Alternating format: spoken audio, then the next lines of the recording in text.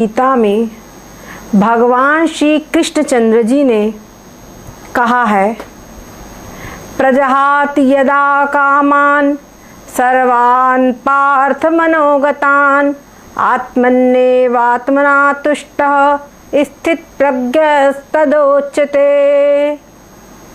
इसका अर्थ ये होता है कि प्रजहाति यदा कामान, जब कोई मनुष्य, कोई साधक अपने मन में छिपी हुई समस्त कामनाओं को, कहते हैं ना सर्वान मनोगतान, तो मन में छिपी हुई समस्त कामनाओं को प्रजहाति यानी विशेष रूप से त्याग कर देता है। विशेष रूप से त्याग करने का मतलब उसके अंदर में किसी भी कामना का लेश मात्र भी नहीं रह जाता, उस समस्त कामनाओं को त्याग कर देता है। तब क्या कहते हैं, प्रजहाति यदा कामान सर्वान पार्थ मनोगतान। फिर तब क्या होता है, आत्मन्येवात्मना तुष्टः स्थित प्रज्ञस्तदोच्यते। और वो आत्मन्येवात्मना तुष्ट अर्थात अपने आत्मा में ही आत्मा के द्वारा संतुष्ट होता है। अब हमको ये जो बात कही गई है कि अपने आत्मा में आत्मा के द्वारा संतुष्ट होता है, ये क्या बात है, ये हमको समझना है विशेष रूप से। और साथ साथ में एक बात उठती है कि जो व्यक्ति समझदार है, जो व्यक्ति जीवित मनुष्य है, एक वो व्यक्ति के द्वारा एक भी उसके मन में कोई कामना ना होवे, ये कैसे हो सकता है? क्योंकि कोई भी व्यक्ति होगा तो उसके मन में कुछ कामना होगी, तभी वो कोई क्रिया करेगा। अब कोई कामना नहीं हो और क्रिया फिर कैसे होगी, ये बात बड़ी ही पेचीदी लगती है। और कुछ लोग तो ऐसा भी कहते हैं कि ऐसा संभव ही नहीं है कि मन में छिपी हुई समस्त मन की जो समस्त कामना है वो उनका त्याग हो जाए, कोई कामना न रह जाए, जीते जी, ये संभव ही नहीं है। परंतु भगवान श्री कृष्णचंद्र जी जो बात लिखेंगे, जो बात कहेंगे, वो ऐसी वैसी नहीं हो सकती। भगवान ने लिखा है, इसका मतलब ये संभव है, ऐसी बात संभव है। अब यहाँ पर हमको यही बात विशेष रूप से समझना है। यहाँ पर ये जो कहते हैं कि मन में छिपी हुई समस्त कामनाओं का त्याग, तो यहाँ हमको एक बात समझनी है कि मन में छिपी हुई समस्त कामनाओं से सबसे पहली बात तो वो कामनाएं जो हमारे पारमार्थिक पथ पर क्या होता है, वो हमारे लिए रोधक हो, विघ्न रूप हो, अवरोधक रूप हो, उनका त्याग यहाँ पर कहा गया है। डेली जो हमारी दैनिक कार्य है कि हमको भोजन करना है, कि हमको पानी पीना है, इस प्रकार की बातों से में यही कहा गया है कि जो आपको प्रारब्ध से और मिल जाए उसी में संतुष्ट रहो। उसके लिए आप बहुत ज़्यादा प्रयास ना करो, वो उसके लिए आप प्रारब्ध पर डिपेंड रहो। जो अपनी आवश्यकता है, अपने शरीर संबंधी आवश्यकता हैं, उनके लिए अपने प्रारब्ध पर डिपेंड रहो। ये भी यहाँ पर प्रजहाति यदा कामान से ही है। और इस प्रकार से होते होते, और ये भी तब होगा, हर व्यक्ति को आप देखो, दूसरे व्यक्ति, हमको कोई भी व्यक्ति हो तो दूसरे व्यक्ति के पास में कोई चीज़ वो देखता है, तो उसके पास जितना भी अच्छा हो, उतना भी उसके पास में हो, सफिशिएंट हो, पर्याप्त हो, लेकिन वो सब तभी तक सफिशिएंट है जब तक कि दूसरे की उससे अच्छी कोई चीज़ हम देख नहीं लेते। तो फिर क्या होता है, जो दूसरे की अच्छी चीज़ देख लिया तो हमारा जो संतोष है, हमारी जो खुशी है, हमारा जो सुख है, तो क्या होता है, जो वस्तु हमारे पास में है उसमें हम सुख प्राप्त करने के बदले दूसरे के पास जो चीज़ है उसमें अपना सुख ढूंढने लगते हैं। तो दूसरी जो चीज़ है वो हमको मिल नहीं पाती, और जो अपने पास है उसका उपभोग नहीं हो पाता। तो कोई भी परिस्थिति हो, वस्तु हो, खाने पीने की चीज़ हो, कपड़े पहनने की चीज़ हो, जो कुछ भी हो, अपनी आवश्यकता के अनुसार हमारे पास है कि नहीं, ये हमको यहाँ पर समझना चाहिए। अगर हमारी आवश्यकता के अनुसार हमारे पास है तो दूसरे के पास चाहे हीरे मोती हो, उसके अंदर में हम अपनी नज़र न लगाए, उसके अंदर में अपनी नीयत न लगाए। अगर हमने उसमें नीयत लगाई, अपना दिमाग उधर दौड़ाया, तो क्या होगा, मन उथल पुथल हो जाएगा स्वाभाविक रूप से। हमारे यहाँ पर कहा गया है, हमारे वेदांत के अंदर में इसकी बहुत ही गहरे में इस बात को समझाया गया है। दूसरी बात और भी आपको ये हम आगे फिर समझाएंगे, पर फिलहाल हम जो बात बता रहे हैं उसको ध्यान में दीजिए कि यहाँ पर प्रजाति यदा कामान एक सामान्य रूप से जो व्यक्ति आज के दौर में जीवन जी रहा है, गृहस्थ व्यक्ति है, या उनके दृष्टिकोण से यहाँ प्रजाति यदा कामान का क्या अर्थ होना चाहिए कि जो व्यक्ति को अपने प्रारब्ध से खाने पीने आदि की जो मूलभूत आवश्यकता की चीज़ है जो मिल जाए उसमें संतुष्ट रहो, उसके अंदर में कम से कम व्यक्ति में अपना सामान, अपनी परिस्थिति को एडजस्ट करना, यही उसके लिए एक प्रजाति यदा कामान है। दूसरी बात कहते हैं ये प्रजाति अमान काम, ये संतोष जो है, ये संतोष जो बात कही जा रही है, ये भी अभी हमने केवल सामान्य व्यक्ति के लिए बताया, लेकिन जो एक स्थित प्रज्ञ जहाँ पर भगवान का संकेत एक उच्च कोटि का पारमार्थिक साधक जो आत्म तत्व को प्राप्त करना चाहता है, वो साधक, उस साधक के लिए जो बताया गया है, वहाँ पे कहते हैं सब मन में छिपी हुई समस्त कामनाओं का त्याग हो जाना चाहिए। तो वो कैसे होगा, वो कैसे होगा? उसको किसी प्रकार की न किसी वासना की, किसी इच्छा का लेश मात्र भी ना रहे, ये कैसे हो सकता है? इसके लिए बता रहे हैं आत्मन्येवात्मना तुष्टः, जब वो अपने आत्मा में आत्मा के द्वारा संतुष्ट होगा तभी ऐसा हो सकता है। आत्मा में आत्मा के द्वारा संतुष्ट होना, इसका यहाँ पर क्या अर्थ है, ये बात हमको समझनी होगी। यहाँ पे पहले शब्द में जो आत्मा कहा गया है, आत्मा में, तो यहाँ पर है अपने मन में। आत्मा का अर्थ पहले आत्मा शब्द से यहाँ पर हम लगाएंगे मन।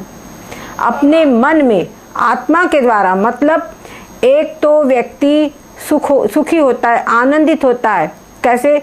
हमको खाने की अच्छी चीज़ मिल जाए, पीने की अच्छी चीज़ मिल जाए, कुछ अच्छे म्यूज़िक मिल जाए, तो इससे आनंदित होता है। कोई हमारे मन के अंदर में जो भावना है, जो मन की इच्छा है, उसको पूरी हो जाए तो व्यक्ति आनंदित होता है। हर व्यक्ति की है। कोई व्यक्ति चाहता है कि मैं टॉप कर लूँ, टॉप कर लिया, खुश होगा। मेरी अच्छी दुकान हो जाए, दुकान हो गई तो खुश होगा।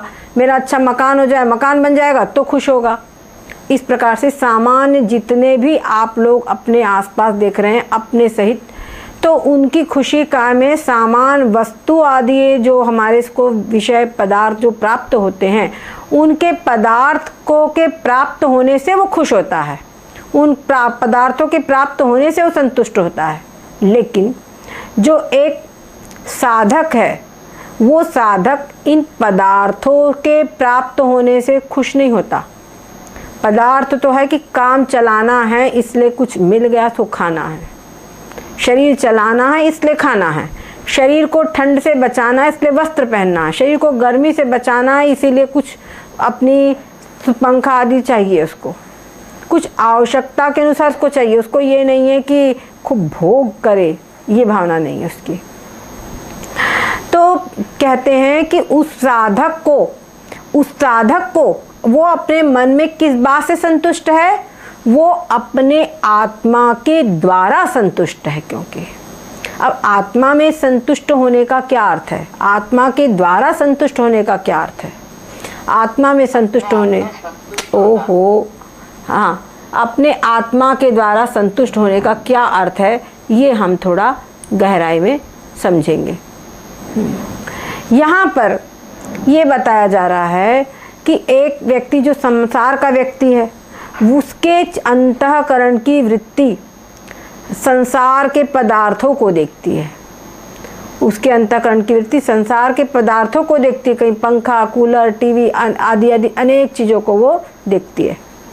और जो ये साधक की बात की जा रही है, ये स्थित प्रज्ञ, ये संसार के पदार्थों में छिपा हुआ जो ब्रह्म तत्व है, जो परमात्म तत्व है, उस परमात्म तत्व को देखता है।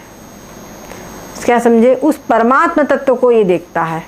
हर व्यक्ति, हमने बताया था कि अस्ति, भाति, प्रिय, नाम और रूप 5 वस्तुएं संसार में हैं।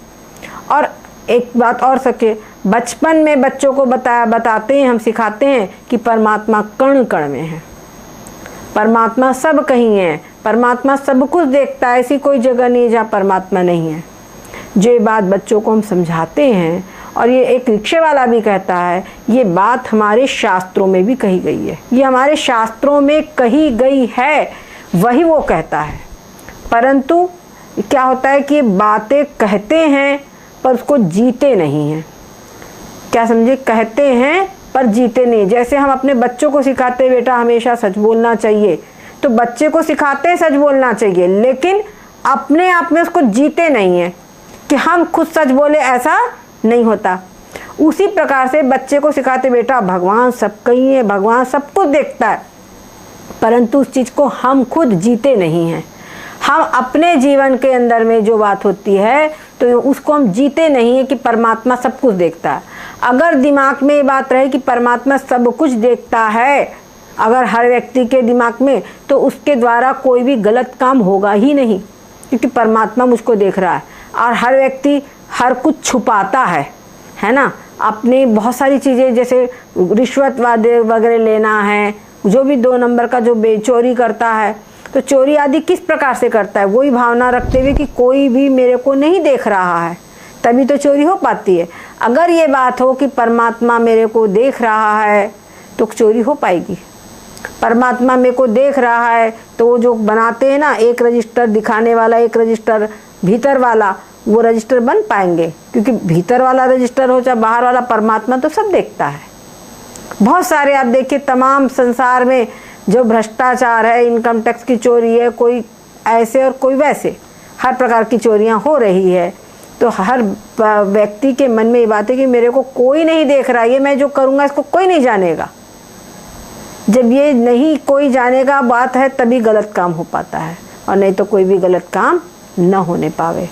तो जो एक साधक है उसको इसी दृष्टि का अभ्यास करना है कि परमात्मा सब कहीं है, हर कहीं है। जो वेदांत की हमारी जो प्रक्रिया है, प्रजाति यदा कामान, तो वहाँ कहते हैं हर चीज़ में जो नाम रूप आपको दिखाई पड़ रहे हैं, उन समस्त नाम रूपों का अधिष्ठान क्या है, अस्ति भाति प्रिय रूप से ब्रह्म ही है, और जो नाम रूप है ये मिथ्या है।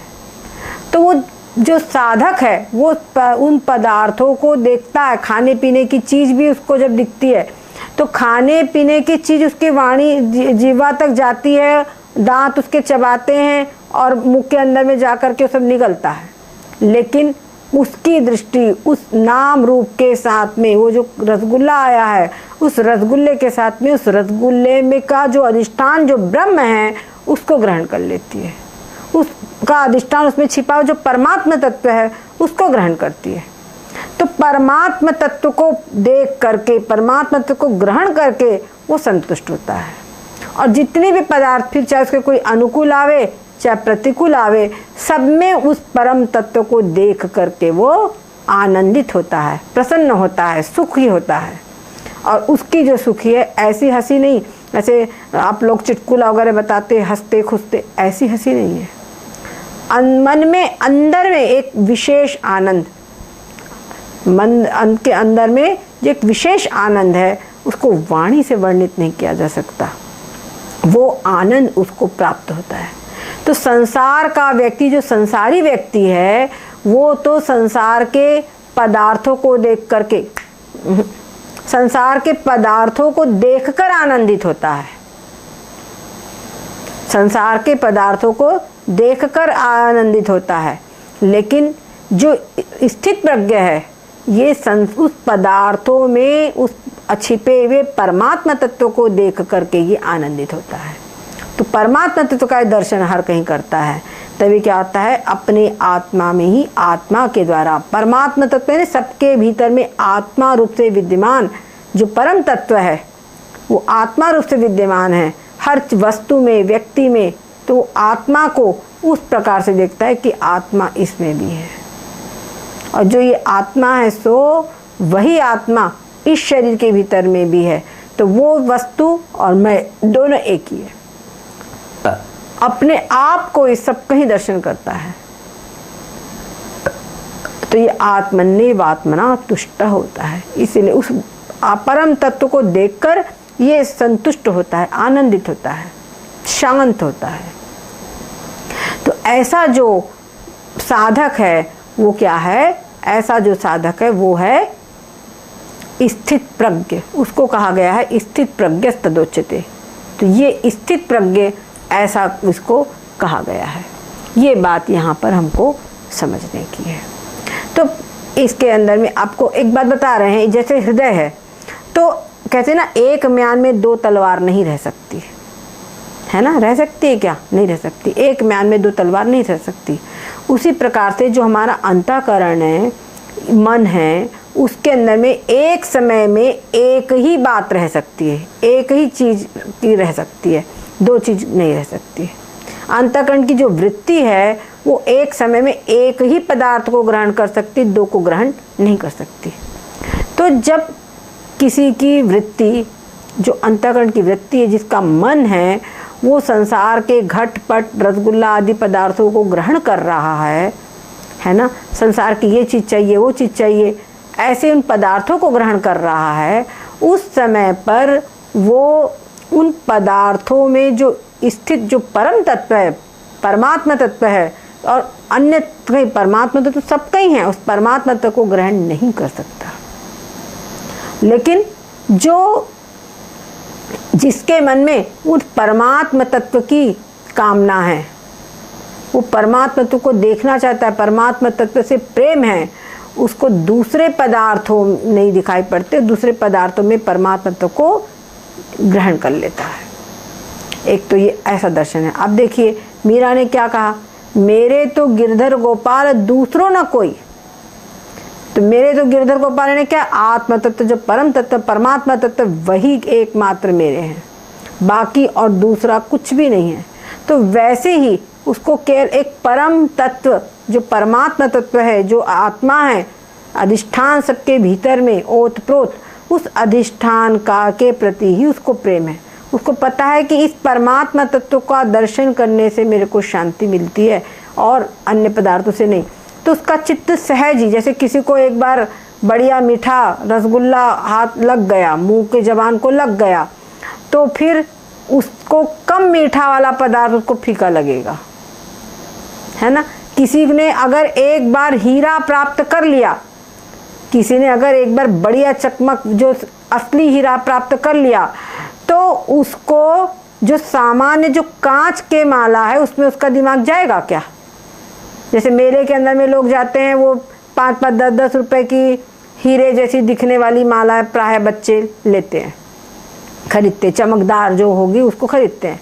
पर उन्हीं बच्चों को कोई असली हीरा हाथ लग जाए, असली हीरे का माला उनके पास में हो, तो असली हीरे की चमक के सामने असली हीरे का जो आकर्षण है, उसके आकर्षित होने के बाद, उसको देखने के बाद में एक बाजार की जो माला है उसको पसंद आएगी? नहीं आएगी ना। तो वैसे ही जिसने एक बार इस परमात्म तत्व का अनुभव कर लिया है, परमात्म तत्व को समस्त संसार के अंदर में जिसने देखना सीख लिया है, वो संसार के पदार्थों में अपने चित्त की वृत्ति को नहीं ले जाएगा। सहज रूप से ही उसकी चित्त की वृत्ति उन संसार के पदार्थों में नहीं जाएगी। बस ये है कि अपना कार्य चलाना है, शरीर चलाना है, और जो व्यवहार है हमारा घर बार आदि है तो चलाना है, उसके लिए कुछ पैसे की आवश्यकता है, उतना हो जाए, इतना ही उसकी कामना रह जाएगी। और अपने अपने हिसाब से, और आप समझेंगे, आप लोग कह सकते हैं कि फिर तो भाई हमारा गृहस्थ आश्रम बिल्कुल गड़बड़ हो जाएगा ना। राजा जनक जी को देखिए, राजा जनक जी उनका कितने बढ़िया ढंग से गृहस्थ आश्रम चला था, कितने अच्छे से राज का सब चलाते थे इस वृत्ति को लेते हुए। एक बार यहाँ तक कि भगवान श्री सुखदेव जी को अनासक्त भाव की शिक्षा देने के लिए वेद व्यास जी ने जनक जी के पास भेजा था। ये प्रसिद्धि है। तो जैसे जनक जी ऐसा रह सकते हैं, जनक जी इस प्रकार रह सकते हैं, तो हम लोग क्यों नहीं? वैसे ही भगवान ने कहा है गीता के अंदर में कर्म पद्म पत्र इमाम भसा, जैसे पद्म का पत्र मतलब कमल का जो पत्ता है वो जल के अंदर में जैसा रहता है, तो जल में रहता है लेकिन वो गीला नहीं होता, उसी प्रकार से हमको संसार में रहना है पर संसार में लिपायमान नहीं होना है। संसार के पदार्थों का हमको उपयोग करना है, संसार के पदार्थों का उपयोग करना है, उपभोग नहीं करना है। ये बात समझ लीजिए, उपयोग अपनी आवश्यकता के अनुसार, और अगर उपभोग करने लगे, उनका भोग करने लगे, तो आखिर में आप अनुभव करेंगे भोगा न भुक्ता वयमेव भुक्त्वा। वहाँ पर आपको ये भान नहीं रहे कि इस चीज़ को भोगने से मेरा क्या नुकसान हो रहा है। पता चला अरे वाह बढ़िया मीठा आया, बहुत टेस्टी है, इसको खाते गए, ये ध्यान नहीं है कि ये इतना मीठा खाना शरीर को नुकसान भी कर सकता है। वो टीवी के अंदर में आ रहा, मोबाइल में आ रहा है, हमारा सब देख रहे हैं, ये दिमाग नहीं है कि इसको देख करके हमारे आँखों में रोग पैदा हो रहा है, इसको देख करके हम पूरी रात जग जा रहे हैं और ये हमारे शरीर को नुकसान पहुंचा रहा है, इस बात का कोई भान ही नहीं है। होते क्या होगा, बस फिर अनुभव होगा कि ये सब चीज़ों के देखने के कारण, इन चीज़ों का उपयोग करने के कारण क्या हुआ, जो हमारे शरीर का शक्ति है, इंद्रियों की शक्ति है, वो सब नष्ट हो गई, वो सब नष्ट हो गई। आँखों से कम दिखने लगा, कानों से सुनने नहीं लगा, क्योंकि इन सब चीज़ों का बहुत ज़्यादा प्रभाव पड़ा है। तो क्या हुआ, वो भोगों ने, उन चीज़ों ने हमको भोग लिया।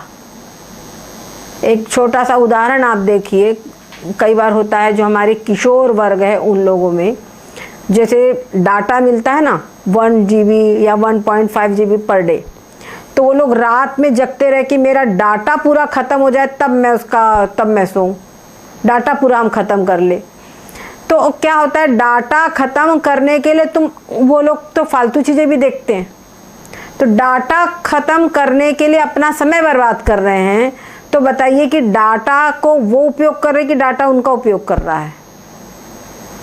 ऐसी ही कुछ बात है कि हमारे जो संसार के लोग हैं वो संसार के भोगों को इस प्रकार भोगते हैं कि वो उनके शरीर ही पूरा नुकसान हो जाता है, शरीर ही पूरा नष्ट हो जाता है।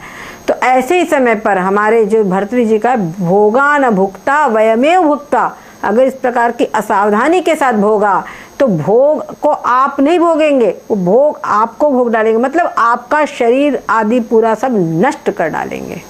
तब फिर पता चलेगा अरे राम, हमारा तो सब समय ही इस समय चला गया, बुढ़ापा आ गया, अब तो मरने का समय आ गया, कुछ भी करना तो केवल पछतावा और ग्लानि के अतिरिक्त कुछ भी नहीं रह जाएगा। इसीलिए भगवान श्री कृष्ण की वाणी को खूब ध्यान से हमको समझना चाहिए, खूब ध्यान से उसको हृदयंगम करना चाहिए और उसको जीना चाहिए। पर ये जीना तभी हो सकता है जब किसी आप अच्छे संत के पास में, श्रोत्रिय ब्रह्मनिष्ठ महापुरुष के पास में, जिसने इस तत्व को अनुभव किया है, उसके पास में अब जाएंगे, तभी इस चीज़ को आप अनुभव कर सकेंगे। सद्गुरुदेव भगवान की जय हो। सच्चिदानंद भगवान